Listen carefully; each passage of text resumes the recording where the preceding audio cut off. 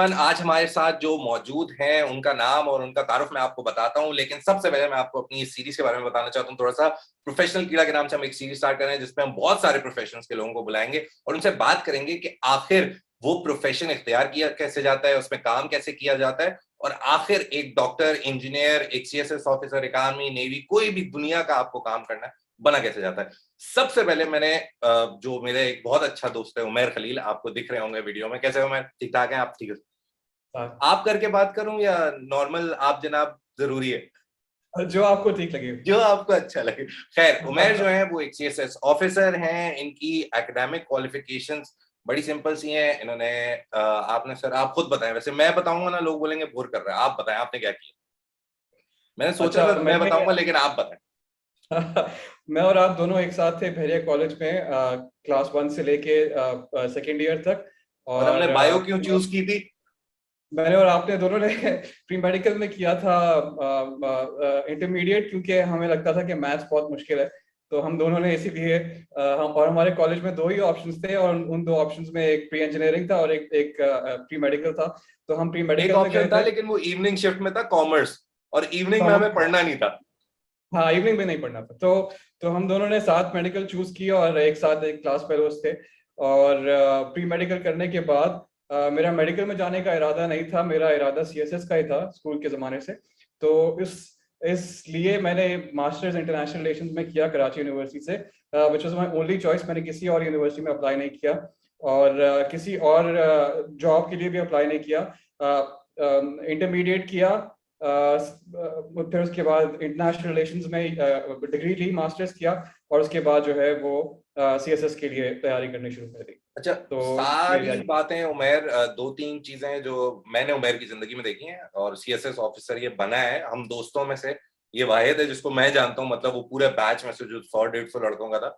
फौजी बहुत है हमारे पास, क्योंकि हम लोग एक बहरिया कॉलेज जनवरी 1 में पढ़ते थे, वहां पे ज्यादातर फौज की तरफ जाने का रुझान था। Umair was the only guy जिसके बचपन से, जो मुझे याद है उमैर का बचपन, हम ये पूछते थे क्या करेगा, सीएसएस करूंगा। तो उमैर, इज दिस नेसेसरी? क्या इस तरह का आपको पागल होना या इस तरह का ड्रीम करना जरूरी है, वरना सीएसएस नहीं कर सकते क्या?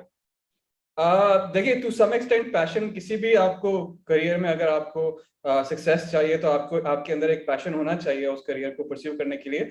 और जो ऐसे करियर होते हैं जिसके अंदर काफी डिफिकल्ट सिलेक्शन क्राइटेरिया होता है, तो उसके लिए अगर आप पैशनेट होंगे तो आपको उस जर्नी पे ट्रैवल करने के लिए आपको आसानी होगी। वो सफर तय करने के लिए आपके लिए बहुत आसान होगा, क्योंकि जब आप तैयारी करेंगे सीएसएस के एग्जाम्स के लिए तो आपको मजा भी आएगा।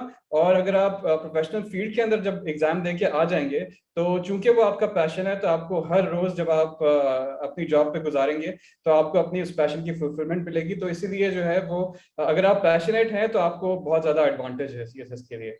और अगर आप नहीं है तो फिर आप दुनिया की किसी भी जॉब के लिए जिसके लिए आप पैशनेट नहीं भी हैं, तो आपको कितने भी पैसे मिले या कितनी भी इज्जत मिले या कोई भी स्टेटस मिले, तो आप उसको पूरी तरह से एंजॉय नहीं कर पाएंगे। बेसिकली पैशन होगा तो नौकरी में मजा आएगा, वरना मजा नहीं आएगा, वरना आप बस 9 to 5 जा रहे होंगे, वहां पे सर खपा रहे होंगे, रो रहे होंगे कि यार क्या कर लिया जिंदगी के साथ। उमैर अभी एफपीआर में है। ठीक है, ठीक जी, है। असिस्टेंट कमिश्नर में। जी, असिस्टेंट कमिश्नर है उमैर एफपीआर में। सर, अच्छा घर चल जाता है पैसों से? ये एक सवाल जो है मुझे हमेशा पूछना था। घर चल जाता है? बनना तो बन तो जाता है, कभी ना कभी बाद में बन भी जाएगा। घर अच्छा चल जाता है? घर चल जाता है। देखिए, अगर आपको एक रियलिस्टिक कंपैरिजन करना है, तो जो प्राइवेट सेक्टर है उसके अंदर इस एप्टीट्यूड की जो जॉब्स होती हैं वो आपको हमेशा ज्यादा पैसे दिलवाती हैं, क्योंकि प्राइवेट सेक्टर के पास ज्यादा पैसा होता है, लेकिन गवर्नमेंट के पास रिसोर्सेज जो हैं वो महदूद होती हैं, बहुत सारी फाइनेंशियल कंस्ट्रेंट्स होती हैं, जिसकी वजह से आपकी सैलरी उतनी अच्छी नहीं होती जितना बहुत से लोग इमेजिन करते हैं कि सीएसएस होने के बाद आपको बहुत अच्छी सैलरी मिलेगी और आपके बहुत अच्छा होगा। लेकिन इतना है कि रिस्पेक्टिवली आप अपने घर के जो एक्सपेंसेस हैं, अखराजात हैं, उसको पूरा कर मतलब सकते जो हैं। पैम्पर्स रोज बरोज महंगे होते जा रहे हैं मेरे बच्चे के, वो आप पूरे कर लेंगे? पैम्पर्स महंगे हो रहे हैं, लेकिन हमारी सैलरी बहुत तेजी से बढ़ रही है, मतलब कम रफ्तार से बढ़ रही है। तो पैम्पर्स की जो प्राइस है वो बहुत ज्यादा। अब बोना पापा लेना पड़ेगा, पैम्पर्स नहीं ले सकते, अब बोना पापा लेना मुझे पड़ेगा, लगता सस्ते वाले पैम्पर्स पे है जाना। पैम्पर्स छोड़ के हमें किसी और ब्रांड पे जाना पड़ेगा। चले, खैर, अब थोड़ा ये हम रिलैक्सेशन वाला आप लोगों के लिए भी कर रहे थे, थोड़ा शुक्ल मजाक, बहुत हार्डकोर क्वेश्चंस पे आते हैं। क्योंकि जाहिर है बहुत लंबी वीडियो हो जाएगी वरना। सबसे पहला हार्डकोर क्वेश्चन है, when you start preparing civil servant के लिए सबसे ऑप्टिमम टाइम क्या है? क्या आप बचपन से ही बच्चे के दिमाग में डाल दें, अगर पेरेंट्स ये वीडियो देख रहे हैं या बच्चा देख रहा है, तो वो इंटर से ही तैयारी शुरू कर दे, बैचलर्स के टाइम में करे, मास्टर्स करके करे? कब ऑप्टिमल टाइम आपको क्या लगता है कि इस टाइम उसको तैयारी शुरू कर देनी चाहिए? मिनिमम बिल्कुल, ये इस बहुत टाइम तो कर ही देनी चाहिए। अच्छा। ये मैं आपको एक थोड़ा सा बैकग्राउंड भी दे दूं। मैंने जो है वो जब सीएसएस किया था तो उसके बाद 2 साल कराची यूनिवर्सिटी में पढ़ाया था, और 5 साल से ज्यादा हो चुके हैं मुझे जो मैं सीएसएस की मुख्तलिफ अकेडमीज जो है कराची में उनको पढ़ा रहा हूँ। तो मेरी इंटरेक्शन बहुत सारे स्टूडेंट्स के साथ होती है, तो जो आप मुझसे सवाल पूछेंगे मैं उनको वही जवाब दूंगा जो मैं जनरली अपने स्टूडेंट्स को देता हूँ। तो ये मुझसे सवाल बहुत ज्यादा पूछा जाता है मेरे स्टूडेंट्स जब भी वो तैयारी करने आते हैं कि हम लोग मैट्रिक से स्टार्ट करते हैं तैयारी, कुछ लोग कहते हैं कि हम लोग इंटरमीडिएट से करते हैं, कुछ लोग कहते हैं हम यूनिवर्सिटी से करना चाहते हैं तैयारी। तो देखिए, कोई टाइम फ्रेम नहीं होता तैयारी करने का। हर किसी के अपना एप्टीट्यूड होता है, हर किसी की अपना लेवल ऑफ इंटेलिजेंस होता है, और हर कोई पाकिस्तान की करंट अफेयर्स की न्यूज और इंटरनेशनल न्यूज में अलग उनका जो दिलचस्पी का जो लेवल होता है वो अलग होता है। तो ये डिपेंड करता है कि आपका कितना एप्टीट्यूड है, आप कितने इंटेलिजेंट हैं, और आप कितने अवेयर हैं about all that is going around you. तो उसके ऊपर आपकी तैयारी का जो टाइम फ्रेम है वो डिपेंड करता बेसिकली है। वो हम मेरे कॉलेज में एक बात करते होते थे कि जी कुछ बच्चों को एक दफा ही रट्टा लगाने में याद हो जाता है, कुछ बच्चों को 4 दफा रट्टा लगाना पड़ता है तब जाके उन्हें याद होता है। तो जी तुम्हारा बिल्कुल। मतलब कहने का मतलब ये है कि अगर आपको सीएसएस करना है और अगर आपको 4 दफा रट्टा लगा के कोई चीज याद होती है तो आपको मेहनत जी करनी पड़ेगी, और बहुत एक्स्ट्रा मेहनत करनी पड़ेगी, क्योंकि बहुत ज्यादा हाँ पढ़ना पड़ता है, बहुत ज्यादा समझना पड़ता है मेरे ख्याल से। जी जी। लेकिन ऐसा है कि अगर आपको पहले से ही दिलचस्पी है पॉलिटिक्स में, करंट अफेयर्स के अंदर और इस तरह के सब्जेक्ट्स के अंदर जो जनरली सीएसएस के अंदर आते हैं, और अगर आपका पहले से बैकग्राउंड भी है उन चीजों के अंदर, जैसे मैंने इंटरनेशनल रिलेशंस किया था, तो मैंने जो ऑप्शनल्स चूज किए थे वो ज्यादातर वही थे जो मैंने 4 साल यूनिवर्सिटी के अंदर पढ़े थे। तो अगर आप इस फील्ड से हैं तो आपको एक बहुत ज्यादा एडवांटेज होता है as compare to other students, क्योंकि आप पहले ही ग्राउंडेड होते हैं इन ऑल दोस फील्ड्स जो आप यूनिवर्सिटी में पढ़ रहे होते हैं। लेकिन ऑन द अदर हैंड जो ज्यादातर तादाद है सीएसएस के अंदर वो सोशल साइंसेस के स्टूडेंट्स की नहीं है, वो ज्यादातर इंजीनियर्स और डॉक्टर्स हैं जिनका कोई भी ताल्लुक नहीं होता किसी भी सीएसएस के फील्ड से, but still they make it and they're more in number than the social sciences students. तो उनके लिए भी पॉसिबल है, और वो भी अराउंड 6 to 8 months में या कम से कम 3 months में भी तैयारी कर सकते हैं। तो हमारे बैच में ऐसे लोग भी हैं जिन्होंने 3 महीने में तैयारी की है, और ऐसे लोग भी हैं जिन्होंने 1 साल में तैयारी की है। और लेकिन 3 एक महीने और चीज वालों का भी हो गया। बिल्कुल हो गया, 3 महीने में भी 3 महीने में तैयारी की थी। लेकिन एक जो बहुत बड़ा मिसकंसेप्शन है ना टाइम फ्रेम के हवाले से जो स्टूडेंट्स के अंदर होता है, वो ये कि स्टूडेंट्स जब टाइम फ्रेम काउंट करते हैं तो उसको महीनों में काउंट किया जाता है, लेकिन ये नहीं देखा जाता कि उस एक महीने में पर डे जो कैंडिडेट है वो कितनी तैयारी करता है। तो अगर आप 6 महीने के अंदर 4 घंटे तैयारी करते हैं पर डे, 4 घंटे पर डे पढ़ते हैं, और आप 3 महीने में 8 घंटे पर डे पढ़ते हैं, तो आपके ऑलमोस्ट आवर्स सेम ही है जितने घंटे आपने पढ़ाई को डेडिकेट किए हैं। आपके 3 और 6 महीने के टाइम फ्रेम के अंदर का इतना मैटर नहीं करता जितना number of hours per day करता है। तो मैंने 3 महीने में तैयारी की थी, लेकिन मेरे नंबर ऑफ आवर्स उतने ही थे जितने 6 से 8 महीनों वालों के या 1 साल जिन्होंने तैयारी की होगी उनके नंबर ऑफ मतलब आवर्स कोई थे। शॉर्टकट तो नहीं है ये वो आप। चीज है जो कोई भी डिस्कस नहीं करता, लेकिन नंबर ऑफ मंथ्स हमेशा देखा जाता है, तो वो भी एक मिसकंसेप्शन है। तो तो आपके ये लिए मेन बात आपको यही हुई कि you have to put in the work. ये नहीं है कि 3 महीने में भी तैयारी वाला कोर्स उठा लिया और भाई मैं तो 3 महीने में कर लूंगा। एंड जैसे आपने बोला, मुझे इससे ये बात अच्छी समझ आई कि इफ यू आर वर्किंग और जी आपने बैचलर्स कर लिया, आप जॉब भी कर रहे हैं और फिर साथ सीएसएस की तैयारी करना चाहिए, तो गो फॉर 6 months और आई गेस ईयर लंबी वाली तैयारी, क्योंकि आपको कम आवर्स में ज्यादा तैयारी करनी पड़ेगी और आप जॉब भी कर सकते हैं साथ कंटिन्यू। लेकिन ये देखिए, मशवरा देंगे कि बिल्कुल जॉब छोड़ छाड़ के, जैसे आपने किया, जॉब छोड़ छाड़ के तैयारी करें? अच्छा, मैं उसके लिए आपको अपनी एक इंटरेस्टिंग स्टोरी सुनाता हूँ। मैंने क्यों जॉब छोड़ी। मैं सीएसएस करने से पहले भी मेरे पास मैं चूंकि यूनिवर्सिटी के दौर में भी जॉब ही कर रहा था, तो मेरे पास 8 से 10 साल का प्रोफेशनल एक्सपीरियंस था एग्जाम में जाने से पहले। और मेरा जो ग्रैंड प्लान था, क्योंकि मुझे क्लास 8 से मैंने ये स्ट्रेटेजी, मतलब मेरा गोल था लाइफ का कि मुझे सीएसएस करना है, तो मैंने बहुत ज्यादा प्लानिंग की इसके लिए। मेरा ग्रैंड प्लान ये था कि मैं यूनिवर्सिटी, मुझे लगता था कि सीएसएस करने वाले जो लोग होते हैं वो बहुत ही एक्स्ट्रॉर्डनरी ब्रिलियंट माइंड्स होते हैं, और वो मेरे और आपके जैसे लोग, नॉर्मल लोग नहीं होते, वो आसमान से उतरे फरिश्ते होते हैं, तभी उनके अंदर इतना स्किल और एबिलिटी होती है कि वो सीएसएस कर सकते हैं। तो मेरा जो, उसको देखते हुए मेरा ग्रैंड प्लान ये था कि मैंने सोचा था कि अपनी यूनिवर्सिटी के आखिरी 2 साल डेडिकेट करूंगा तैयारी करने में, और फिर तीसरा साल जो है वो मैं जब डिग्री का इंतजार कर रहा हूँ तो वो तीसरा पूरा साल जो है वो मैं तैयारी करूंगा, और 3 साल की तैयारी करने के बाद मैं सीएसएस दूंगा। तो मुझे लगता था कि आपको इतनी मेहनत करनी पड़ती है सीएसएस देने के लिए। तो लेकिन हुआ ये कि मैं जब यूनिवर्सिटी का आखिरी 2 साल आए तो मैं 2 जॉब्स भी कर रहा था और यूनिवर्सिटी में भी पढ़ रहा था, तो मेरा पूरा का पूरा दिन ऑक्यूपाइड होता था इन सब चीजों के अंदर।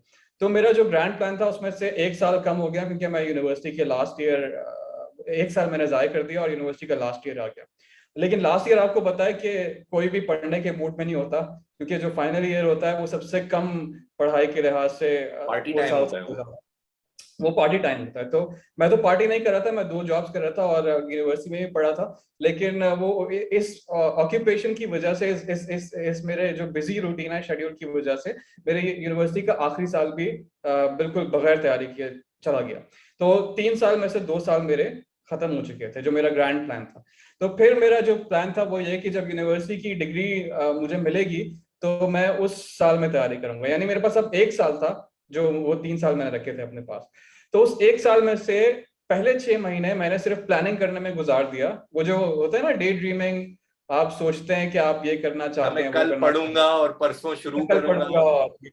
अच्छा, एक और चीज ये भी हुई कि जब मेरी यूनिवर्सिटी खत्म हुई तो मैंने वो जो यूनिवर्सिटी वाला टाइम स्पेस था उसको फिल करने के लिए मैंने एक और जॉब कर ली। तो मैं 2 के बजाय 3 जॉब्स करना शुरू हो गया। तो वो 6 महीने जो थे वो मेरे उस 3 जॉब्स करने के अंदर गुजर गए। तो जब मेरे बाकी 6 महीने रह गए थे, यानी कि मेरे 3 साल के ग्रैंड प्लान में से सिर्फ 6 महीने रहते हैं जिसमें मैंने अब तैयारी करनी है, उस 6 महीने में मैंने बहुत अग्रेसिवली पढ़ना नहीं शुरू किया, सोचना शुरू कर दिया, ज्यादा तेजी से सोचना शुरू कर दिया कि मैं यूट्यूब की वीडियोस सीएसएस देखूंगा, करूंगा। मैं इंटरव्यू सुनूंगा, मैं अखबार के आर्टिकल्स पढ़ूंगा। मैंने अखबारों के आर्टिकल्स डाउनलोड करने शुरू कर दिए, मैंने ई बुक्स डाउनलोड करना शुरू कर दी पीडीएफ में अपने लैपटॉप पे। तो वो 6 महीने जो है वो मैंने इस तरह की प्लानिंग में गुजारा था। तो मुझे पता ही नहीं चला कि मेरे उस 6 महीने में से 3 महीने सिर्फ प्लान करते करते गुजर गए। अभी तक मैंने तैयारी स्टार्ट नहीं की थी। तो जब मेरे लास्ट 3 मंथ्स थे तो मैंने सोचा कि ये तो मेरा बचपन का प्लान था, मेरा और कोई करियर ऑप्शन भी नहीं था, मुझे सीएसएस ही करना था क्योंकि यही चीज थी मेरी जिंदगी में जो मैंने सोची हुई थी। तो उन लास्ट 3 मंथ्स में फिर मैं बहुत पैनिक हो गया, और पैनिक में आके मैंने अपनी सारी तीनों जॉब्स छोड़ दी एक साथ, एक ही दिन में। और घर पे बैठा और घर पे बैठ के प्लान बनाया और उस प्लान के मुताबिक तैयारी की और 3 मंथ्स में तैयारी की। तो इससे आपका टाइम फ्रेम वाला जो क्वेश्चन है वो भी एड्रेस होता है, और कि कब से तैयारी स्टार्ट करनी चाहिए वो क्वेश्चन भी एड्रेस होता है। होपफुली तो आप पहले से तैयारी आपकी होनी चाहिए, अगर आप इंटरमीडिएट से या यूनिवर्सिटी लेवल से इंटरेस्ट लेके सीएसएस के बारे में पढ़ रहे हैं और सीएसएस के जो टॉपिक्स हैं उनको उनको रिवाइज कर रहे हैं और कवर कर रहे हैं तो अच्छी बात है। लेकिन आमतौर पर चूंकि आप बिजी रूटीन के अंदर होते हैं तो इतना पॉसिबल नहीं होता, और बहुत सारे जो मेरे स्टूडेंट्स हैं अकेडमी के वो भी जॉब्स भी करते हैं और साथ तैयारी भी करते हैं। तो ऐसे ऐसे भी आप अपना टाइम मैनेज कर सकते हैं। अच्छा, एक सवाल है जो मैं आपसे, हमने कुछ सवाल मैंने इनसे पूछे, जाहिर है मुझे सीएसएस के बारे में इतना नहीं पता, तो मैंने कहा था यार बता देना कि लोग जनरली क्या होता है। मुझसे एक सवाल बच्चे ने किया, बहुत मजे का, कहते हैं यार मेरे अब्बा बोलते हैं 9 बजे का खबरनामा जरूर देखो, रोज अखबार पढ़ो, इंग्लिश वाला भी उर्दू वाला भी, और 2-2 3-3 अखबार पढ़ो, एक अखबार भी नहीं पढ़ो, 2-3 पर्सपेक्टिव्स के लिए, और उम्मत भी पढ़ो, आम जंग, ये सारी पढ़ो, तो बस तुम्हारी सीएसएस की तैयारी हो जाएगी। Is that enough? जी, नो दैट्स नॉट इनफ, लेकिन ये एक बहुत इंटेग्रल पार्ट है तैयारी करने का। आप न्यूज से दूर नहीं रह सकते और आप सिर्फ किताबें पढ़ के सीएसएस नहीं दे सकते, क्योंकि सीएसएस में जो प्राइमरीली आपको जिस चीज पर टेस्ट किया जा रहा होता है वो ये होती है कि आप पाकिस्तान को इनसाइड एंड आउट कितना बेहतर तरीके से जानते हैं, और पाकिस्तान के इश्यूज क्या हैं और दुनिया में मेजर इश्यूज क्या चल रहे हैं उस मौजूदा सूरत हाल में, उस वक्त जिस वक्त आप एग्जाम दे रहे हैं, और उन इश्यूज को कितना इफेक्टिवली आप रिजॉल्व कर सकते हैं। क्योंकि ब्यूरोक्रेसी या सिविल सर्विस जो होती है, it's all about management of problem. तो जब आप पहले प्रॉब्लम को उसकी तशखीस की जाए, उसको आइडेंटिफाई किया जाए, और फिर उस प्रॉब्लम को मैनेज प्रैक्टिकली रिजॉल्व करने के लिए वो स्टेप्स दिए जाएं, तो उनका काफी ज्यादा फोकस जो होता है वो थ्योरी के ऊपर नहीं होता, बल्कि इन प्रैक्टिकल चीजों के ऊपर होता है। तो अच्छा, आप जो किताबें पढ़ेंगे उसके साथ साथ आपको न्यूज फॉलो करनी पड़ेगी, ना सिर्फ न्यूज फॉलो करनी पड़ेगी बल्कि एनालिसिस भी देखने पड़ेंगे कि जो न्यूज हो रही है उसका बैकग्राउंड क्या है, और उसके अंदर इश्यूज क्या है, और उसका सोल्यूशन क्या है। और प्रॉब्लम ओरिएंटेड आपकी थिंकिंग होनी चाहिए कि पाकिस्तान में जो मुख्तलिफ मसाइल हैं, डिफरेंट प्रॉब्लम्स हैं, एजुकेशन का मसला है, हेल्थ का प्रॉब्लम है, इकोनॉमी है, पॉवर्टी है, हर इस चीज तरह ही के जो मसला है। स्ट्रक्चरल, जी जी जी, तो इस तरह के जो स्ट्रक्चरल इश्यूज हैं उसको आप कैसे कितना बेहतर तरीके से अंडरस्टैंड करते हैं, उसके अंदर क्या डेवलपमेंट्स हुई हैं in the last few years, और उसको आप किस तरीके से रिजॉल्व कर सकते हैं, ये आपका माइंडसेट होना चाहिए। तो अगर आप न्यूज इस माइंडसेट से देखेंगे कि सियासत में क्या हो रहा है और कौन किसके खिलाफ है, तो फिर आपको बहुत ज्यादा फायदा नहीं होगा। लेकिन अगर आप इन स्ट्रक्चरल प्रॉब्लम्स को का बेहतर जायजा लेने के लिए या उनको बेहतर तरीके से समझने के लिए अगर आप न्यूज देखते हैं तो आपको बहुत फायदा होगा। तो न्यूज देखना, अखबार पढ़ना, ये दोनों अच्छी प्रैक्टिसेस हैं। लेकिन यहाँ पे भी एक बहुत कॉमन मिस्टेक होती है, वो ये कि बहुत सारे मेरे स्टूडेंट्स हैं जो कवर टू कवर अखबार पढ़ते हैं, यानी पहले लफ्ज से अव्वल से शुरू करते हैं और बिल्कुल आखिरी लफ्ज तक उस अखबार को पढ़ते हैं। एकदम तो बहुत आपको मुश्किल पता है होता है। कि अखबार एक बहुत बड़ा वॉल्यूम होता है, रोजाना का अखबार। तो वो मेरे पास आते हैं और कहते हैं कि आज हमने 5 घंटे सिर्फ डॉन पढ़ने में लगाए। तो ये भी अच्छी अप्रोच नहीं है, क्योंकि आप अपना बहुत सारा वैल्यूएबल टाइम अखबार पढ़ने में लगा रहे हैं। तो आपको पता होना चाहिए कि आपको क्या चीज पढ़नी है, क्या चीज छोड़नी है, कितना पढ़ना है, कितना छोड़ना है, कौन सी चीजें इंपॉर्टेंट हैं, कौन सी चीजें इंपॉर्टेंट नहीं है। तो इसलिए जो है वो आप सिर्फ वो मखसूस चीजें पढ़ें अखबार के अंदर जो आपको वैल्यू बिल्ड करती बेसिकली हैं, स्मार्ट और स्टडी करें। बिल्कुल स्मार्ट स्टडी करनी पागलों की तरह चाहिए। बस हर चीज चाटनी और रट्टा मारना और घोल के नहीं पीनी। आपने स्मार्ट स्टडी करनी बिल्कुल है ऐसा। कि इस साल में समझे यूएस के इलेक्शंस हुए, तो ये तो जी। बनता ही बनता है, बहुत बड़ी एक डेवलपमेंट है। वर्ल्ड सुपर पावर में इलेक्शन हो रहे हैं तो होना चाहिए। और समझ और आ गई। और, और जब एग्जाम्स फरवरी के अंदर होते हैं, जनरली हर साल फरवरी के अंदर होते हैं, तो उस जनवरी फरवरी का जो पीरियड होता है जिसके अंदर बहुत ज्यादा न्यूज आ रही होती हैं, वो उस पीरियड की न्यूज को अंडरस्टैंड करना बहुत इंपॉर्टेंट होता है, क्योंकि उस पीरियड के मुतालिक भी बहुत सारे सवाल आते हैं। यानी कि अगर यूएस इलेक्शंस हुए और अगले महीने एग्जाम्स है, तो आपको पता होना चाहिए, क्योंकि ये आप एक्सपेक्ट कर सकते हैं रीजनेबली कि वो यूएस इलेक्शंस के बारे में सवाल किया जाएगा आपसे एग्जाम्स में। तो करंट अफेयर्स आपको बहुत अच्छे तरीके से फॉलो करना है। अच्छा, ये एक छोटा सा सवाल है, हाँ या ना वाला, कि ये सही है कि इकोनॉमिक्स का या इस तरह का जो मैथ्स वाला पेपर होता है जो लोग सीएसएस में देते हैं, they have a higher chance of getting good marks, और हम जैसे जो इंटरनेशनल रिलेशन या सोशल साइंसेज वाले हैं उनके लिए मार्क्स लें, क्योंकि उनके पेपर सब्जेक्टिव आंसर्स पे डिपेंड करता है। बिल्कुल। देखिए, एक और चीज मैं आपको अंडरस्टैंड करवाऊं और आपके देखने वालों को भी, वो ये कि जो टेक्निकल सब्जेक्ट्स होते हैं ना सीएसएस के अंदर, यानी कि maths, physics, biology, chemistry, accountancy, और इवन इंटरनेशनल रिलेशंस भी, इन सब सब्जेक्ट्स का जो कोर्स आउटलाइन होती है, यानी कि मैं आपको अपने सब्जेक्ट के बारे में बताता हूँ। मैंने आईआर के अंदर डिग्री की थी, और मैंने 4 साल के अंदर जो चीजें पढ़ी थी उस डिग्री के अंदर, वो सारी की सारी मेरे आईआर के सिलेबस के अंदर थी। तो एक मास्टर्स कोर्स के जितने भी टॉपिक्स आपने पढ़े होते हैं उन 4 साल के अंदर, वो तमाम टॉपिक्स एक्सपेक्ट किए जाने चाहिए कि वो सिलेबस के अंदर होंगे।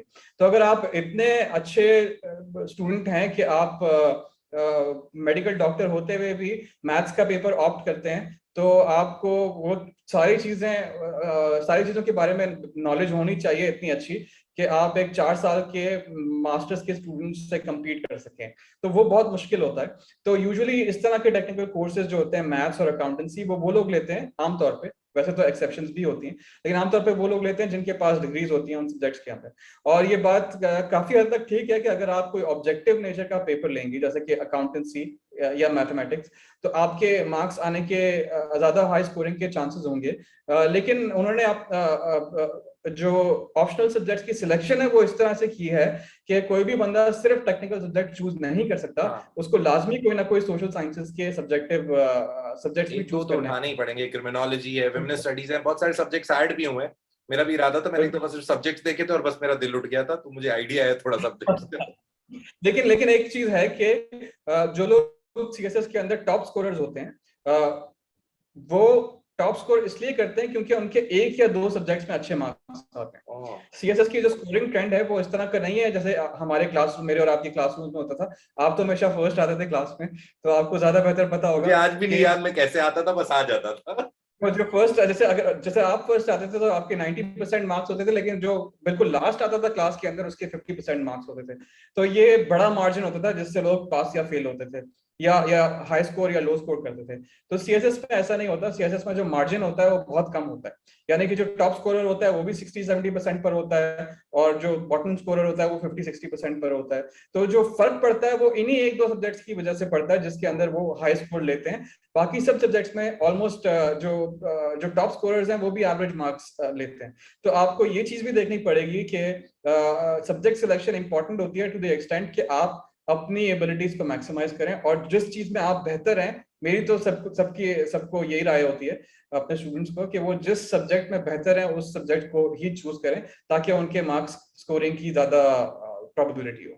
अच्छा, वैसे नेक्स्ट क्वेश्चन यही था, सब्जेक्ट कैसे चूज करें, वो आपने बता ही दिया। नहीं, मैं इसके बाद आपको और भी चीजें बताता हूँ सब्जेक्ट सिलेक्शन में।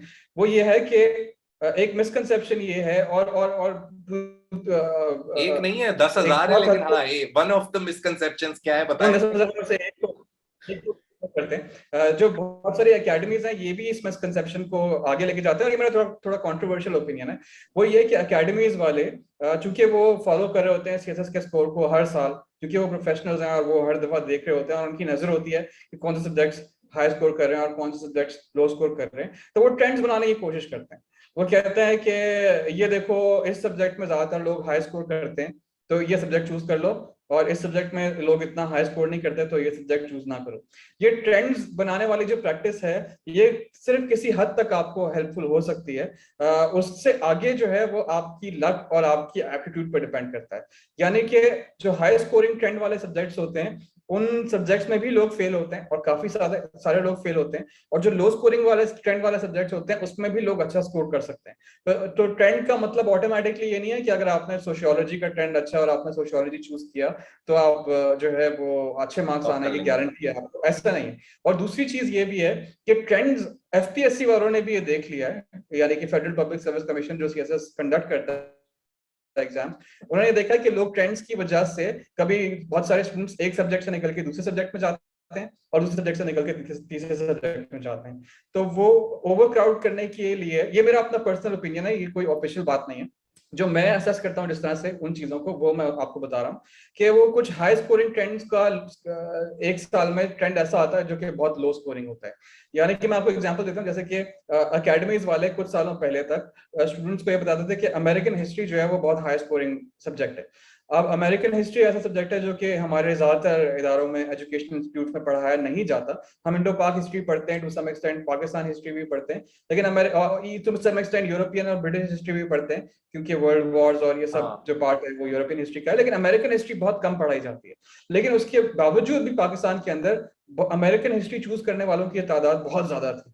तो उसका, क्योंकि उसका स्कोरिंग ट्रेंड अच्छा परसीव किया जाता था। लेकिन पिछले एक दो सालों से काफी सारे लोग जो है वो अमेरिकन हिस्ट्री में फेल हो रहे हैं और अच्छा स्कोर नहीं कर पा रहे। तो इसका मतलब मेरा अंदाजा ये है कि एफपीएससी वालों ने देखा होगा कि बहुत सारे स्टूडेंट्स अमेरिकन हिस्ट्री में आ रहे हैं किसी स्कोरिंग ट्रेंड की वजह से, तो वो जानबूझ के उस स्कोरिंग ट्रेंड को खत्म करने के लिए, डाइल्यूट करने के लिए, कम करने के लिए वो उसको लोगों को हार्ड जो है वो मुश्किल चेकिंग करते हैं, मुश्किल क्राइटेरिया रहते हैं, मुश्किल पेपर सेट करते हैं ताकि वहां से लोग निकलें और किसी और सब्जेक्ट की तरफ जाएं। तो स्कोरिंग ट्रेंड्स को फॉलो करना जो है वो डेंजरस हो सकता है, क्योंकि कोई गारंटी नहीं है कि आप टॉप अच्छा स्कोर करें, और क्या वो स्कोरिंग ट्रेंड उस साल भी बरकरार रहेगा या नहीं उसकी भी गारंटी नहीं है। तो ये दोनों चीजें आपको अपने जहन में रखती हैं। तो मेरी जो एडवाइस होती है अपने स्टूडेंट से वो ये कि आप ये देखें कि आप किन चीजों के बारे में पैशनेट है, या आपको प्रायर नॉलेज किन सब्जेक्ट में, यानी कि पहले से आप किन सब्जेक्ट्स को बेहतर समझते हैं दूसरे सब्जेक्ट्स के मुकाबले में। तो आप कोशिश करें कि आप वो सब्जेक्ट चूज करें, और फिर उसके बाद जो सब्जेक्ट्स आपको लगता है कि हो जाएंगे आपसे, तो आप उन सब्जेक्ट्स को चूज करें। तो इस तरीके से ऑप्शन सिलेक्शन होनी चाहिए। मैं सुन के ऐसे लग रहा है कि सीएसएस बहुत आसान है। ये सारी बातें सुन के तो बहुत आसान लग रहा है, लेकिन फिर भी मेहनत करनी पड़ती है। खैर, एक क्रिटिकल सजेशन अगर कोई एक मतलब हो ना कि यार आपके पास एक बंदा है, उसके पास 10 सेकंड है, वो बोल रहा है कि सर कोई एक ऐसा मशवरा दे दें कि बस इस मशवरे के आगे पीछे खुद में लगा लूं, बस वो मशवरा फॉलो कर लूं। Game changing suggestion. हाँ, गेम चेंजिंग सजेशन सीएसएस करने के लिए, अगर आपको सीएसएस करना है तो। अच्छा, मेरे पास एक है गेम चेंजिंग सजेशन, लेकिन वो मेरे अपने एक्सपीरियंस के ऊपर बेस्ड है, तो इसलिए वो मैं आपको ज्यादा बेहतर तरीके से बता सकूंगा।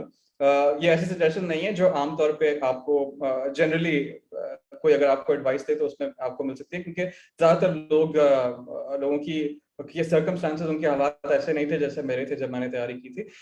लेकिन मैंने एक चीज की थी जिससे मेरी कंप्लीटली गेम चेंज हो गई थी। मैंने आपको अपनी स्टोरी बताई कि मेरा 3 साल का गोल था, जो कि फिर आहिस्ता आहिस्ता डायल्यूट होते होते 3 महीने के गोल पे में तब्दील हो गया। 3 महीने का मेरा टारगेट था कि मैं तैयारी करूंगा उस 3 महीने के अंदर। तो वो जो गेम चेंजिंग चीज थी, जिसकी वजह से मैं 3 साल में से समझना 2.5 साल तैयारी नहीं कर सकता, या 2.75 साल तैयारी नहीं कर सका, लेकिन फिर 3 महीने में मैंने उतना पढ़ा जितना मैं पिछले 3 साल में नहीं पढ़ सका। तो वो एक ऐसी गेम चेंजिंग चीज हुई थी मेरे लाइफ में, जो मैं चाहता हूँ कि बाकी स्टूडेंट्स भी करें, ताकि उनका जो तैयारी का प्रोसेस है वो ज्यादा एफिशिएंट हो, यानी कि कम वक्त में वो ज्यादा बेहतर तरीके से तैयारी करें। पहली चीज जो मैंने एक्सपीरियंस की वो ये है कि जॉब छोड़ने की वजह से मेरी जिंदगी में बाकी डिस्ट्रैक्शंस खत्म हो गई, तो मेरा जो फोकस था वो सिर्फ और सिर्फ अपनी तैयारी के ऊपर था। जब मैंने अपनी जॉब छोड़ी और मैं घर आया, तो सबसे पहले मैंने ये देखा कि मेरे पास बहुत कम वक्त था, और उस कम वक्त को मुझे मैक्सिमाइज करना था ज्यादा तैयारी करने के लिए। तो उस कम वक्त के लिए मैंने यूटिलाइज करने के लिए ये किया कि अपने आप को ऑर्गेनाइज किया।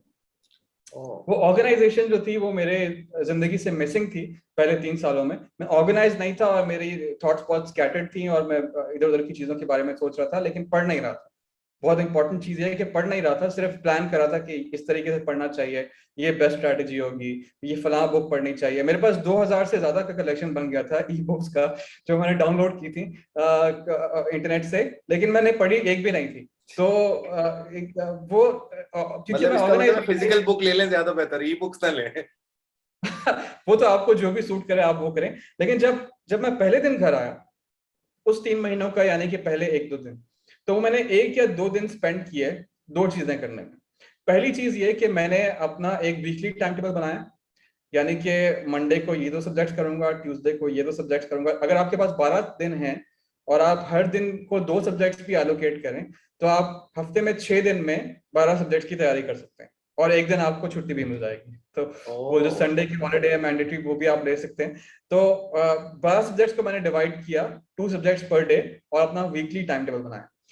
ये बनाने के बाद फिर मैंने अपने कोर्स आउटलाइन देखी, यानी कि जो मेरा सिलेबस था जो अवेलेबल होता है एफपीएससी की वेबसाइट से, उस सिलेबस में देखा कि कितने टॉपिक्स थे, और उन टॉपिक्स को उन दिनों में डिवाइड कर दिया। यानी कि मेरे पास जो कैलेंडर या प्लानर ऐप थी, हर किसी के फोन में कैलेंडर या प्लानर ऐप होती है, तो उस ऐप में मैंने देखा कि फर्स्ट करें सोशियोलॉजी के 10 टॉपिक्स हैं, और मेरा मंडे पे सोशियोलॉजी है। तो मैंने देखा कि आज के दिन से एग्जाम की तारीख तक मेरे पास कितने मंडेज अवेलेबल हैं, और अगर मेरे पास 10 टॉपिक्स हैं और 20 मंडेज अवेलेबल हैं, तो मैंने हर 2 मंडे पे एक टॉपिक असाइन कर दिया। यानी कि मैंने अपना वीकली टाइम टेबल डिसाइड कर लिया, और मैंने अपना डेली का शेड्यूल भी बना लिया। ये थोड़ा सा ऐसा काम है जिसके अंदर आपका टाइम बहुत लगता है, क्योंकि आपको फिजिकली और फिर हर उस चीज को कैलकुलेट स्केड्यूल करना पे मेरे पड़ता है। ख्याल से बैठने में भी आपका एक हफ्ता तो दिमाग लगता है कि मैं इस स्केड्यूल के मुताबिक चलूं। वो एक जी, ट्रेनिंग है मुझे ना, थोड़ा अपने माइंड वक्त को लगा। ट्रेन करना है कि आज सोशियोलॉजी पढ़नी है। क्या पता मूड जो है वो हाँ, इंटरनेशनल देखिए रिलेशंस मैं पढ़ने का आपको हो रहा है। उसका भी मैं आपको एक वो बताता हूँ हल। तो जब मैंने अपना ये डिवाइड कर लिया, पहले 1 या 2 दिन या एक वीक जितना भी आप कहें, स्केड्यूल बनाने के अंदर वो जो मेरा टाइम वेस्ट हुआ वो वेस्ट नहीं था, असल में वो टाइम मेरा सबसे अच्छा टाइम था, क्योंकि उसने मुझे इनेबल किया कि मैं अपनी तैयारी को फोकस कर लूं, यानी कि डिसऑर्गेनाइजेशन ना रहे। और जो जिस दिन मुझे जो चीज पढ़नी है मुझे ऑलरेडी पहले से पता होता था, वो ऐप मुझे सुबह नोटिफिकेशन भेजती कि आपने आज ये और ये टॉपिक कवर करने हैं, और वही मैं टॉपिक्स पढ़ता था, उसके अलावा कुछ भी नहीं पढ़ता था। तो इसकी वजह से मेरी जो डिस्ट्रैक्शंस थी, यानी कि एक टॉपिक पे 10 मिनट पढ़ा और दूसरे टॉपिक में 2 घंटे पढ़ा, यानी कि जो ये जो बहुत डिसऑर्गेनाइजेशन होती है, ये भी नहीं थी। और मुझे पता था कि मैं कितना कवर करूंगा, और मैं फिजिकली देख भी सकता था कि मेरी कितनी प्रोग्रेस हो गई, यानी कि मैंने 20% तैयारी कर ली, 30% तैयारी कर ली, 40% तैयारी कर ली। तो ये भी मैं अपना ट्रैक कर रहा था, अपनी प्रोग्रेस ट्रैक कर गेम रहा था। चेंजिंग मशवरा ये है कि ऑर्गेनाइज हो जाए। लेकिन जो एक गेम चेंजिंग चीज थी वो ऑर्गेनाइजेशन थी। जब तक मैं डिसऑर्गेनाइज था तो मैंने 3.25 साल में तैयारी नहीं कर पाया सही तरीके से, लेकिन जब मैं ऑर्गेनाइज्ड हुआ तो मैंने 3 महीने में वो चीजें कर ली जो मैं पिछले 3.25 साल में नहीं कर पाया था। अकेडमी जाना चाहिए या नहीं जाना चाहिए? सिंपल यस ये और भी नो वाला। अगेन देखिए मेरे कोई आंसर यस और नो में आपको नहीं मिलेंगे। हाँ मुझे पता है, क्योंकि लेकिन मैं फिर भी एक आइडिया दे रहा हूँ कि अगर जाना चाहिए तो हाँ, तो क्यों? नहीं जाना चाहिए तो क्यों? अच्छा देखिए, मैं तो नहीं गया था अकेडमी, और उसका जो रीजन था वो ये था कि मुझे बहुत ज्यादा पता भी नहीं था इसके बारे में, अच्छा इतने अच्छा। अवेयरनेस भी नहीं थी कि एकेडमी में क्या होता है, किस तरीके से पढ़ाया जाता है। और मैं अपनी दुनिया में था जिस दुनिया में मुझे लगता था कि मैं खुद तैयारी कर सकता हूँ। अगर मुझे पता होता तो शायद मैं जरूर जाता अकेडमी। अगर मुझे पता होता कि मुझे क्या किस किस्म की हेल्प मिल सकती है एकेडमी से, तो वो अच्छी चीज होती। देखिए एकेडमी जाना अच्छी बात है, मैं पढ़ाता भी हूँ एकेडमी के अंदर। आई गेस तो वहाँ माहौल मिल जाता है आपको। देखिए दो तीन चीजें होती हैं। अगर आप और ये डिपेंड करता है कि आप एकेडमी किस माइंडसेट से जा रहे हैं। अगर आप ये चाहते हैं कि आप एकेडमी जाएंगे और आपको कोई पढ़ा देगा और आप पढ़ लेंगे और फिर आप वापस आ जाएंगे और आपको पढ़ने की जरूरत नहीं होगी, तो ये गलत अप्रोच है। और अगर आप ये अप्रोच फॉलो करेंगे तो आपका पास होना बहुत मुश्किल है। लेकिन जो भी पास करता है सीएसएस, वो अपनी मेहनत से करता है। एकेडमी वाले सिर्फ उसको थोड़ी सी मदद कर सकते हैं, थोड़ा सा बूस्ट दे सकते हैं, थोड़ी सी या अच्छी रास्ता दिखा गाइड, देते हैं कि ये चीजें कर लो रास्ता या बेहतर है। रास्ता दिखा सकते हैं। लेकिन आपको मेहनत सिर्फ खुद ही करनी है, चाहे आप एकेडमी से तैयारी करें या आप घर पे बैठ के तैयारी करें। तो आप एकेडमी में ये होता है कि एक तो आपको एक ओवरव्यू मिल जाता है, और खास तौर पे उन स्टूडेंट्स के लिए जिनका कोई बैकग्राउंड नहीं है पॉलिटिक्स के अंदर या सोशल साइंसेस के अंदर, और उनको जब इस तरह के सब्जेक्ट्स पढ़ने पड़ते हैं, यानी कि हिस्ट्री और सोशियोलॉजी और पाकिस्तान अफेयर्स और इंटरनेशनल रिलेशंस या फिर करंट अफेयर्स, तो उनको एक बहुत, क्योंकि वो 4-5 साल से अपनी फील्ड के अंदर होते हैं, मेडिकल फील्ड के अंदर, इंजीनियरिंग फील्ड के अंदर, एमबीए, बिजनेस मैनेजमेंट की फील्ड्स के अंदर, तो वो नहीं फॉलो कर पाते। तो एकेडमी में एक रिफ्रेशर कोर्स हो जाता है उनके लिए। उनको एक कुछ बेसिक्स बता दी जाती हैं क्लास के अंदर, जिसको समझ के वो एटलीस्ट एक बेसिक सरफेस लेवल अंडरस्टैंडिंग उस इशू की कर लेते हैं। यानी कि अगर आपने कभी नहीं देखा कि कश्मीर में या फलस्तीन के अंदर इशू है क्या, प्रॉब्लम्स किस वजह से है, क्या डेवलपमेंट्स हुई हैं पिछले सालों के अंदर, और आगे किस डायरेक्शन में ये इशू जा रहा है, तो आप एकेडमी की एक क्लास अटेंड करेंगे कश्मीर या पाकिस्तान इशू पे, तो you will understand the basics of it कि बेसिकली इश्यूज क्या क्या है, कौन कौन से मेन एक्टर्स हैं, क्या क्या डेवलपमेंट्स हुई हैं पिछले साल में, और आगे what is the way forward, ये आपको पता चल जाएगा। बेसिकली लेकिन वो फिर उसके आपको बाद आपको, एबीसीडी और थोड़े बहुत वर्ड सिखा देंगे, जुमले आपने खुद बनाने, ऐसे आपने खुद लिखने हैं। हाँ बिल्कुल बाकी ऐसे ही है, बिल्कुल अंडरस्टैंडिंग ऐसे ही। आपको आप खुद जब बनानी पढ़ते है। जाएंगे तो आपको वोकैबुलरी मिल जाएगी, लेकिन आपको जो कंटेंट है वो आपको खुद पढ़ने से मिलेगा। तो जब आप खुद पढ़ेंगे, अपना कश्मीर इशू को अंडरस्टैंड करेंगे, तो आप एक 4 पेज का जवाब या 10 पेज का ऐसे आसानी से लिख सकते हैं उसके अंदर, लेकिन उसमें आपकी अपनी मेहनत शामिल होगी। तो पहला एडवांटेज ये होता है उन स्टूडेंट्स के लिए जिनका कोई बैकग्राउंड नहीं होता, वो अकेडमी में जाके एक बेसिक बैकग्राउंड ले सकते हैं किसी भी सब्जेक्ट के बारे में, नंबर 1। नंबर 2 ये कि जब आप अकेडमी के अंदर जाते हैं तो जो आपको पढ़ाने वाले होते हैं, उनकी ज्यादातर तादाद उनकी होती है जो जो सीएसएस का एग्जाम पास करके एक्टिव सर्विस के अंदर होते हैं, यानी कि वो इस पूरे प्रोसेस से गुजर चुके होते हैं। तो वो बहुत बेहतर गाइड होते हैं आपको कि what should you do in the exam then what should you not do in exams. मेरे पास ऐसा कोई गाइड नहीं था, कोई मेंटोर नहीं था जिसके पास मैं जाता या मैं देखता कि वो कौन मुझे गाइड कर सकता है।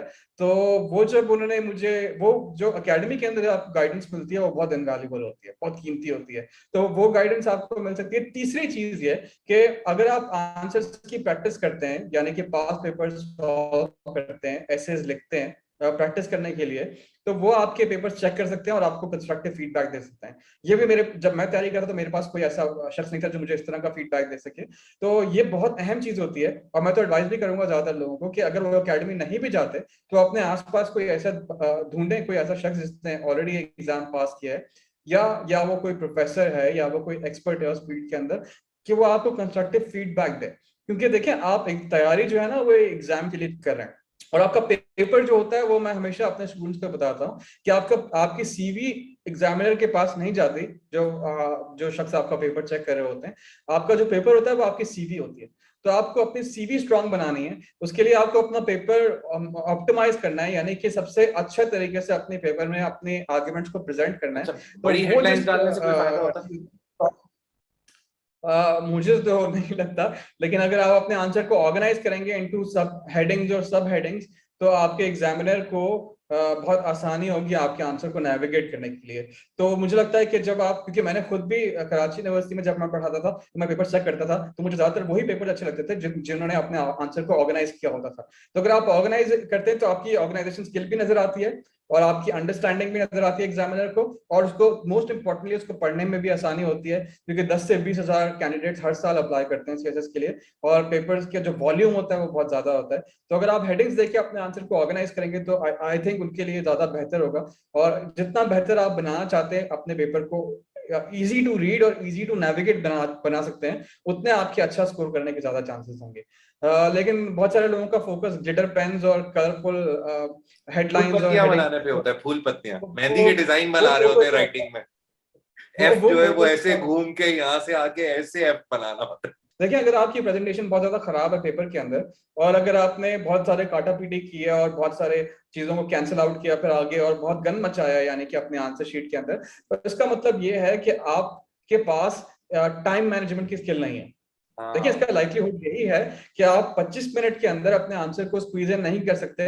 आपने बहुत जल्दबाजी किया, आगे पीछे ये चीजें की हैं, तो इसके लिए आप ये करें कि आप स्टॉप वॉच लें, उसके ऊपर 25 मिनट लगाएं, पास पेपर्स लें और आंसर्स लिखने की कोशिश करें। जितना ज्यादा आप प्रैक्टिस करेंगे, मैं आपको इंश्योर करता हूं, आप पहले दिन जब ये काम करना शुरू करेंगे तो आप 10वें दिन उसके अंदर एक रिमार्केबल चेंज देखेंगे। और अगर आप 3 महीने तक इसको लगातार इस प्रैक्टिस को दोहराएं, तो आपकी जो आंसर करने की स्किल होती है, जो आपने देखिए आंसर किस तरह से करते हैं, आपके जहन में जो आर्ग्यूमेंट्स मौजूद होते हैं उनको आपने बस ऑर्डर करना होता है इन पॉइंट नंबर 1 2 3, यही आपकी स्किल होती है ना। और उन पॉइंट नंबर 1 2 3 को अच्छे तरीके से आर्टिकुलेट करना पड़ता है, यानी कि अच्छे तरीके से प्रेजेंट करना पड़ता है, और उसके एक्सप्रेशन अच्छा होना चाहिए, और वो बात अंडरस्टैंडेबल होनी चाहिए, और उसके अंदर बहुत ज्यादा फ्लफ लैंग्वेज इस्तेमाल नहीं होनी चाहिए, यानी कि ऐसा ना लगे एग्जामिनर को कि आप बस वर्ड काउंट इंक्रीज करने के लिए कुछ चीजें रिपीट कर रहे हैं। तो आपके आर्गुमेंट में क्वालिटी और ऑर्गेनाइजेशन तभी मिलती है जब आप ट्रेंड होते हैं उसके लिए। यानी कि अगर आप 25 मिनट की स्टॉप वॉच लगा के आंसर को सॉल्व करने की कोशिश करेंगे तो आप एग्जाम में आपको कोई प्रॉब्लम नहीं होगी, और आप अच्छे तरीके से, अगर आपकी राइटिंग थोड़ी अच्छी बेहतर नहीं भी है,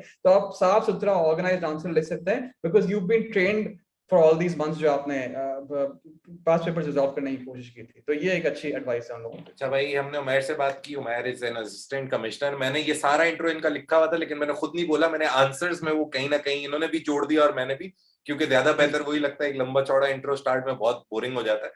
Umair is assistant commissioner in FPR, CSS किया हुआ है, इंटरनेशनल रिलेशंस बैचलर्स किया हुआ है, मेडिकल मेरे साथ ही किया था, प्री मेडिकल, लेकिन ना डॉक्टर बनने का इनका ख्वाब था, मेरे अब्बा का ख्वाब था, मैं भी नहीं माना।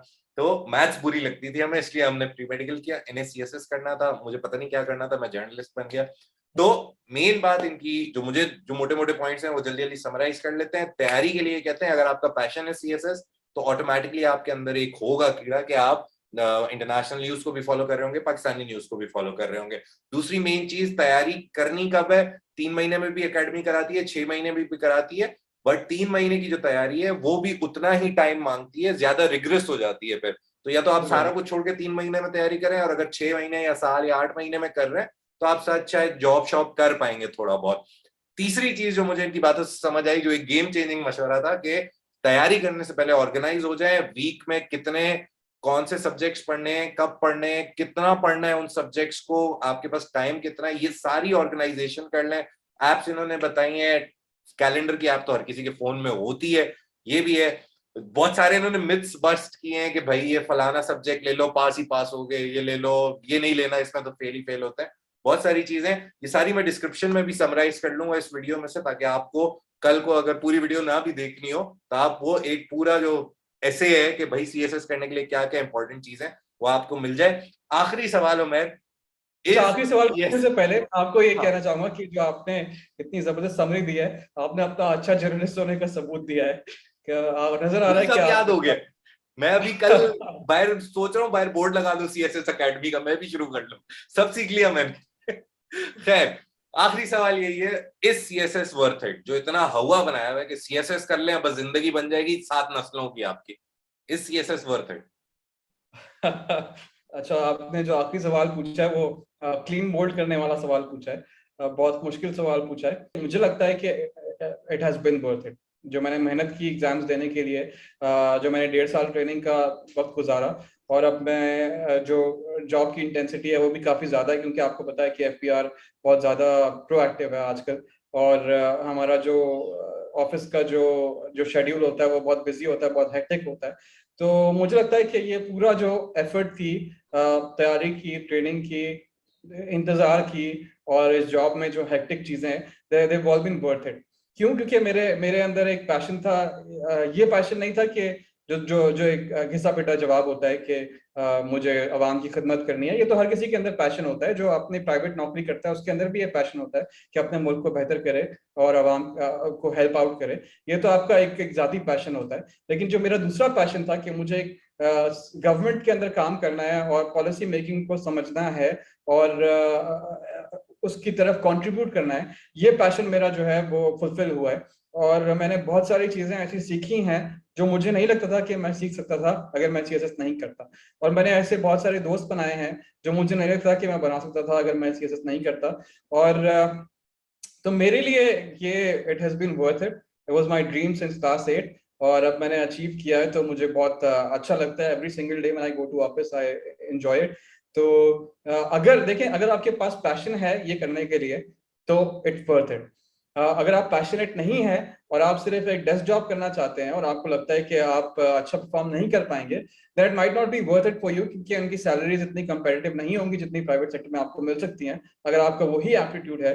और बहुत सारे और चीजें होती हैं, यानी कि हेक्टिक नेचर होती है, प्रेशर्स होते हैं काम के, और बहुत सारी ये चीजें होती हैं। तो इस तरह की चीजों को आप तभी इंजॉय कर सकते हैं या तभी टॉलरेट कर सकते हैं जब आपके पास एक पैशन है। तो जिन लोगों के पास पैशन है, for them it's worth it. जिन लोगों के पास नहीं है, शायद वो सफर कर रहे होंगे आज बहुत ज्यादा। प्राइवेट सेक्टर में चले जाएं, ज्यादा पैसे कमा ले अगर उन्हें पैसे ही चाहिए तो। कुछ लोग ऐसे भी थे जो काफी ज्यादा पैसे छोड़ के आए थे गवर्नमेंट में। मैं खुद एक बहुत अच्छी सैलरी ले रहा था प्राइवेट सेक्टर के अंदर। और जब मेरा पहला पे चेक था, यानी कि जब मैं ट्रेनिंग एकेडमी के अंदर गया था, तो मेरा पहला पे चेक 10 गुना रिड्यूस हो चुका था। जितना मैं प्राइवेट सेक्टर में कमाता था उससे 10 गुना रिड्यूस हो चुका था जो मेरा पहला पे चेक था। तो कोई भी बंदा जो उस अपॉर्चुनिटी को छोड़ के आया हो वो ये बर्दाश्त नहीं कर पाएगा। चले आप अपना 50% पे कट तो ले सकते हैं, लेकिन 90% पे कट लेना तो बहुत मुश्किल चीज है ना। तो मैं नहीं इसलिए लूंगा। आप लेकिन वो बाद में बढ़ जाता है। लेकिन मैंने आपको सिर्फ एक एग्जांपल दी कि आपको उस वक्त बहुत मुश्किल होती है जब आपको प्राइवेट सेक्टर से वो छोड़ी हुई अपॉर्चुनिटी आप पब्लिक सर्विस के अंदर आते हैं। लेकिन जो आपकी मोटिवेशन होती है, जो आपकी इंट्रिंसिक जो पर्सनल जाती मोटिवेशन होती है, that keeps you going and that makes it worth it. तो इसलिए मुझे लगता है कि for me it has been worth it. For many other of my batchmate, जो बहुत सारे मेरे साथी हैं, उनके लिए भी ये बहुत अच्छी अच्छी अपॉर्चुनिटी थी और बहुत खुश हैं इस चीज से। लेकिन अगर आपको सिर्फ और सिर्फ आपकी दिलचस्पी सैलरी और पर्क्स और प्रिविलेजेस के अंदर है, तो वो आपको प्राइवेट सेक्टर भी दे सकता है, उससे बेहतर दे सकता है। चलें, thank you very much Umair.